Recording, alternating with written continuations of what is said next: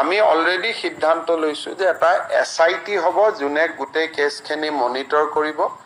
ডাঙৰ কেছখিনি CID কৰিব সৰু কেছখিনি ডিস্ট্ৰিক্ট পুলিচৰ তাত থাকিব আৰু ওভাৰঅল গোটেই মেটাৰটো ইনকাম টেক্স আৰু ইডিক দিম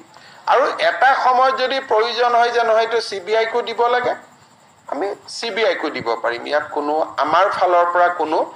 তাত দাবী কৰাৰ প্ৰয়োজন নহয় এমাহ ডেৰ মাহৰ পিছত পৰিবেশটো চাই যদি আমি ভাবো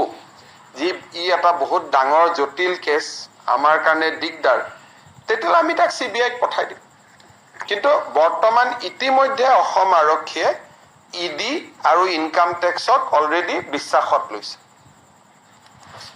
So Assam government is willing to hand over the case even to CBI after initial investigation. ট্ৰেটিকৰ তদন্তৰ দায়িত্ব ইনকম টেক্স আৰু ইডিক দিব চৰকাৰে প্ৰয়োজন হলে CBI কো দিব তদন্তৰ দায়িত্ব ED আৰু ইনকম টেক্সক সমগ্ৰ বিষয়টো তদন্তৰ দায়িত্ব দিয়াৰ সিদ্ধান্তৰ কথা ঘোষণা কৰে মুখ্যমন্ত্ৰী ডক্টৰ হিমন্ত বিশ্ব শৰ্মাই নিউজ ডেস্ক ৰিপৰ্ট দৈৰতি অসম